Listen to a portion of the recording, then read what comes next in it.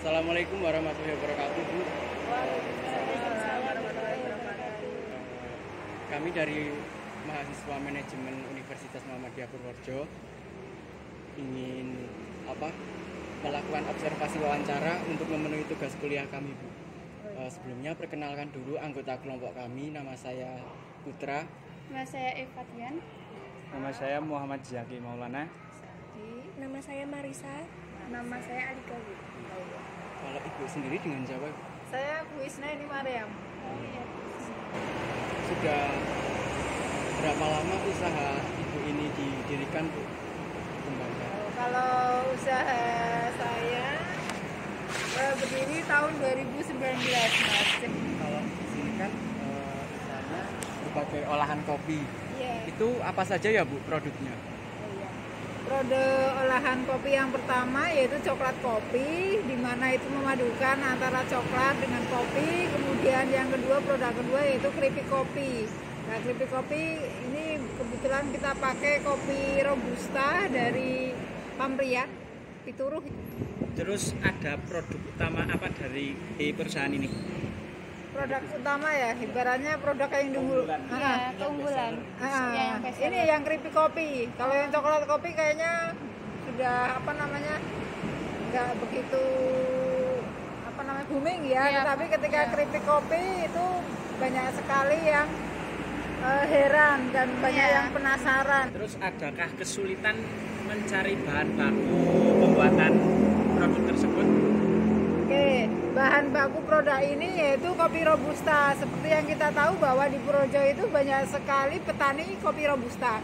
Jadi selama ini belum mengalami kesulitan karena di Purworejo sendiri itu sumber daya alam akan kopi itu melimpah. Lalu bagaimana cara Ibu dalam mensiasati persaingan tersebut dalam mencari konsumen? Oke, jadi ini termasuk produk baru ya. Jadi pertama awalnya itu susah. Karena apa? Karena belum ada keripik kopi. Jadi ketika orang ibaratnya untuk memperkenalkan hal baru itu kan sangat susah. Iya.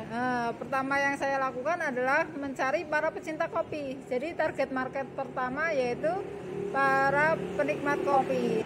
Dulu pertama produk yang saya keluarkan yang ini yang original. Iya. Ketika dikonsumsi oleh pencinta kopi ini enak karena memang mereka suka kopi, terus makan kopi enak. Tetapi ketika ini di tangan orang yang nggak suka kopi akan muncul komentar yang nggak enak, pahit, kurang gula, kurang apa itu kan. Lah terus setelah itu saya berpikir bagaimana caranya agar yang nggak suka kopi ini bisa menikmati keripik kopi. Akhirnya muncullah 4 varian yang baru, yaitu strawberry, green tea, banana, sama coklat. Jadi yang suka kopi bisa makan, yang tidak suka kopi pun bisa makan. Ibu bagaimana cara mendistribusikan produk-produk Ibu?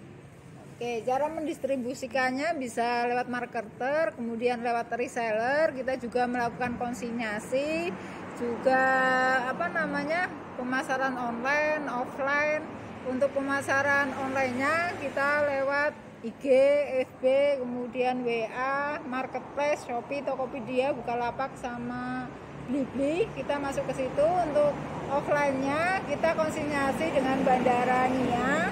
Jadi sudah bisa dibeli di Bandara Nia. Kemudian di Malioboro sudah ada. Di Magelang di kawasan Candi Mendut sudah bisa. Kemudian kalau di Purworejo itu di Laris juga sudah bisa. Atau bisa datang langsung ke kedai teknik kopi. Iya. Kan sekarang masih saat pandemi ya, Bu? Iya. Ada pengaruh gitu nggak Bu dalam bisnis Ibu? Oke, pas awal pandemi itu dulu malah sempet naik. Oh iya. Jadi awal-awal pandemi itu naik karena apa? Karena orang boring Iya. keluar, kemudian di dalam rumah, kemudian biasanya kalau orang bosan itu belanja. Iya. Biasanya mereka belanja hal-hal yang unik. Nah, pas awal-awal pandemi itu malah banyak sekali yang beli ke kita. Tetapi omset kita turun saat PPKM. PPKM kan Jogja ditutup, tempat Iya. wisata nggak boleh buka, bandara juga ditutup lah. Padahal saya adalah menitipkan di tempat-tempat di tempat wisata kayak Malioboro ditutup kan, sempat ditutup berapa bulan, sampai sekarang pun pendapatan dari Malioboro udah berkurang. memang benar-benar nggak ada malah bukan itu. Jadi kita selama PPKM ini hanya mengandalkan penjualan via online. PPKM ibu kan penjualannya sepi, jadi bagaimana ibu, langkahnya ibu biar penjualan ibu bisa laris kembali, lancar lagi? Iya, jadi saya mensiasati dengan membuat tim marketer. Kayak ini, orang Purworejo yang kerja di Semarang, orang Purworejo kerja di luar kota itu kan. Jadi saya kasih produk, kemudian saya silahkan dipasarkan di sana. Jadi saya membentuk tim marketer seperti itu. Silahkan kalau misalkan mudik ke sini bawa produk dari saya, kemudian dibawa ke Semarang, dibawa ke Solo, dibawa ke Jakarta ataupun dibawa ke Tangerang. Di sana silahkan dijual. Nah itu siasat saya bagaimana caranya agar produk ini terus terjual. Kalau nggak seperti itu, kalau misalkan saya hanya berjuang sendiri, itu akan mengalami kesulitan. Iya. Jadi saya membuat tim marketer, tim pemasaran. Ya, seperti itu. Adakah pesan dari ibu sendiri untuk kami mahasiswa yang sedang atau akan memulai bisnis dan merintis usaha dari kecil agar bisa sukses seperti ibu? Oke, pesan-pesan buat teman-teman ya. Jadi yang pertama adalah dan yang paling penting, bukalah usaha sesuai dengan passion kalian. Ya, jangan sampai kalian membuka usaha tetapi tidak melihat passionnya. Misalkan saya passionnya di kopi, berarti saya buka usaha di kopi. Jangan sampai saya passionnya kopi tetapi saya buka usahanya adalah di konveksi atau apa. Karena ketika tidak sesuai dengan passion, nanti juga akan berpengaruh terhadap mood ataupun aktivitas kalian ketika menjalankan produksi. Jadi yang pertama adalah itu. Kemudian yang kedua, ketika kita terjun ke dunia usaha, yang kedua itu jangan sampai putus asa. Artinya apa? Karena kita usaha nggak tahu ya hari ini rame atau sepi gitu kan. Jangan sampai ketika dalam keadaan sepi atau keadaan bangkrut itu kalian langsung menyerah, down. Jadi kalian harus bersahabat dengan ketidakpastian. Kalau misalkan lagi tinggi, yo alhamdulillah. Kalau misalkan tidak ada pendapatan, yo alhamdulillah, tetap disyukuri. Dan walaupun pandemi seperti ini tetap bergerak, tetap obah kalau orang Jawa. Ya, setelah itu silahkan ketika kita mempunyai produk, yang perlu kita lakukan adalah membuat, jangan lupa legalitas.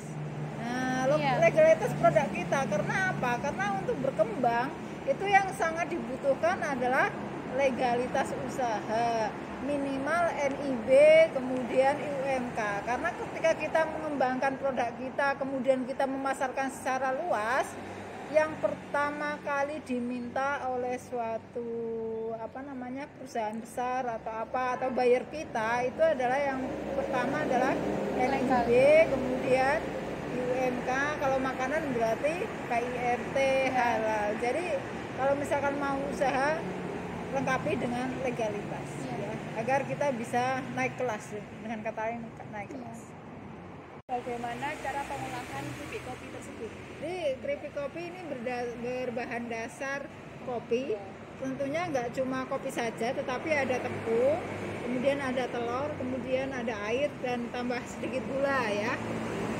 Yang pertama kita lakukan adalah membuat adonan di mana keripik, di mana kopi, kemudian tepung, kemudian telur.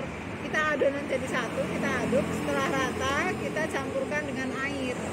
Dan air ini sudah dilarutkan dengan gula.